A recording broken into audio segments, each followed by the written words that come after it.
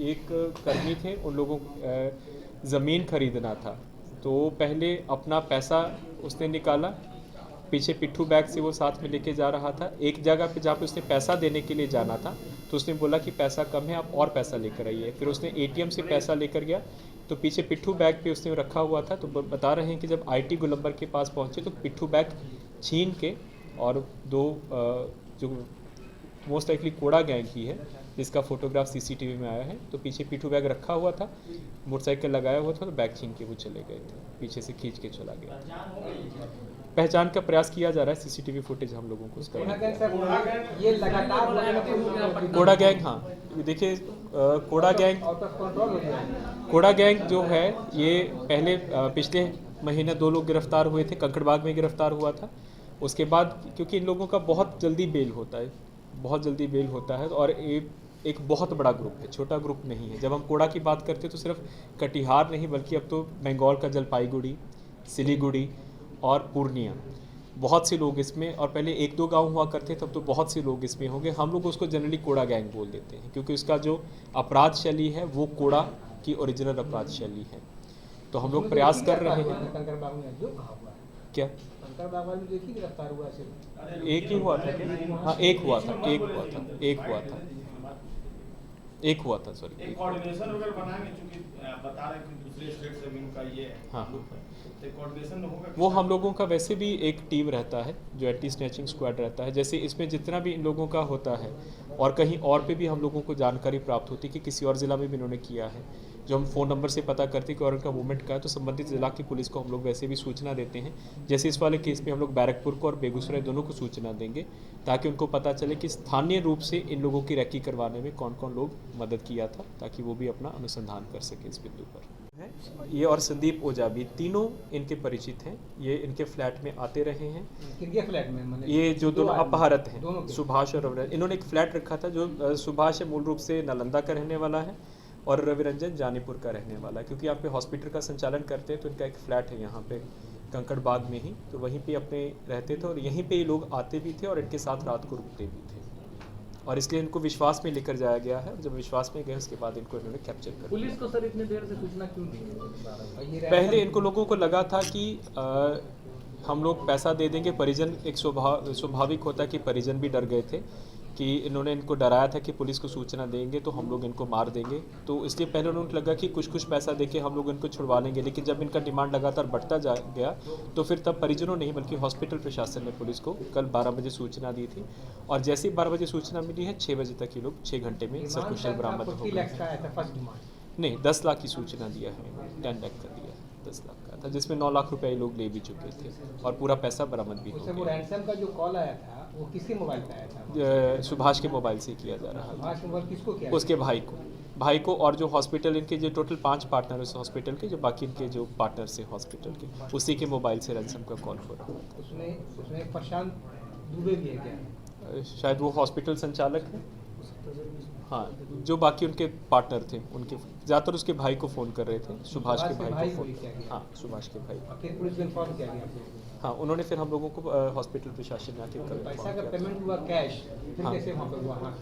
Cash ये पहले तो जब इसको अपहरण करके ले गए, तब इन लोगों ने खुद ही बताया कि जो हमारा हॉस्पिटल है, उसका एक अलमारी में 3.5 लाख रुपया कैश में है।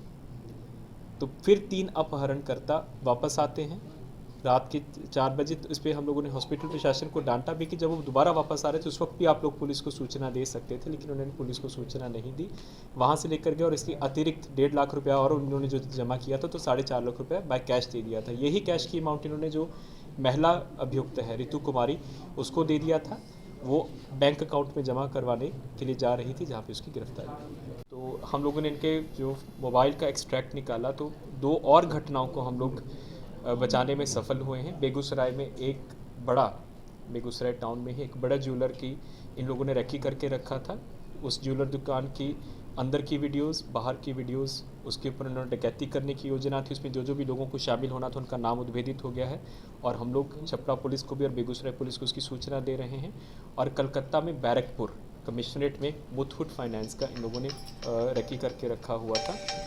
और उसमें भी इन लोगों ने वीडियोस बनाया हुआ था। इनका एक साथी कलकत्ता जाके पूरा कैसे वहाँ पे जाना है, अंदर कौन कौन स्टाफ रहता है, वो वीडियोस भी हम लोगों को प्राप्त हो गया है और इसकी भी सूचना हम लोग बैरकपुर पुलिस कमिश्नरी को दे रहे हैं। तो 2 डकैती की योजना इन्होंने बना के रखा होता, लेकिन इनकी गिरफ्तारी से ये दोनों योजनाएं भी विफल हुई हैं।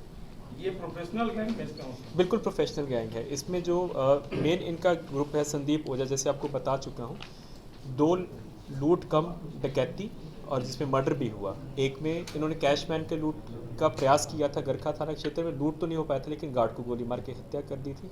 उसी के बाद गरखा थाना क्षेत्र में ही सीएसपी संचालक को गोली मार के पैसा लूटा था और तीसरा अपने ही गांव के चौकीदार की हत्या की और थी। भी कोई है इन 4 के अलावा? हाँ, 3 और इन 4 के अलावा 3 और हैं। एक उसमें ऋतिक राय नाम का अपराधी है जो छपरा में भी, जो नंदलाल राय जिसका मर्डर हुआ था, उसमें फिरार चल रहा है। एक ऑलरेडी जेल में है कृष्णा राय, जो कि जिसने षड्यंत्र जेल से किया था, उसको इस केस में रिमांड पे किया जाएगा। और इनका एक और साथी है जो भी गिरफ्त से बाहर है। 3 लोग अभी और इसमें रहेंगे। योजना क्या थी? हत्या करने की थी? सिर्फ फिरौती मांगना था या फिर नहीं, क्योंकि पहले इन्होंने पैसा लिया था। जो इनका पूछताछ हुआ, क्योंकि ये एक दूसरे को जानते थे, अगर इनको छोड़ देते तो आके बता देते, क्योंकि सब एक दूसरे से परिचित थे। 4 महीने से इनके फ्लैट पे जो 2 अपहरणकर्ता हैं, इनके फ्लैट पर आके इनके साथ खा पी भी रहे थे, क्योंकि इनके साथ इनका पेशेंट्स को लेकर व्यावसायिक संबंध भी था। तो अल्टीमेट योजना दोनों की हत्या कर देते ताकि कोई साक्ष्य नहीं रहता, पैसा भी ले लेते और हत्या भी कर देते।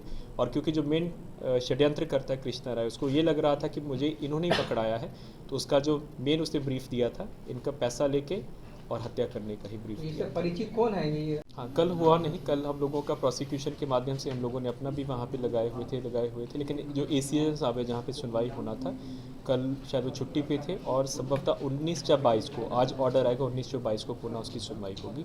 तो कल उस पर कोई कार्रवाई नहीं हो पाई है, कल कोर्ट वीकेंड था। इस बीच पुलिस कुछ कार्रवाई करेगी? हम लोगों ने कल जो घर पे लगातार तो उनकी हमारी निगरानी है ही, और जब दोनों घर पे जाके 2 बारी फिर जाके सत्यापन किया गया है, लेकिन अभी उनका हम लोगों को सुराग जो नहीं मिला बॉडीगार्ड है। उनको उसे पता नहीं चल रहा? बॉडीगार्ड्स उनके साथ नहीं है, बॉडीगार्ड्स उनके विड्रॉ नहीं होंगे क्योंकि वो सदस्य हैं। उनको उनके पद के कारण बॉडीगार्ड्स दिए गए हैं। वो बॉडीगार्ड्स उनके घर पर ही हैं, लेकिन वो अपने घर पर नहीं हैं।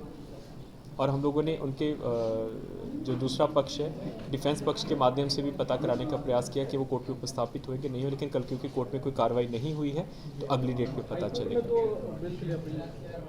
हाई कोर्ट में हमको जानकारी नहीं है, हम तो ACGM वाला जो कोर्ट में था, जहाँ पे उनका वारंट जारी हो गया, हाँ देन गिरफ्तारी होगी नॉन बेलेबल वारंट का, फिर हम लोग गिरफ्तार करके उनको कोर्ट के समक्ष उपस्थापित कराएंगे। ये जो वारंट है उपस्थापना के लिए है, कोर्ट के समक्ष उनको सशरीर उपस्थापित कराने के लिए होगा।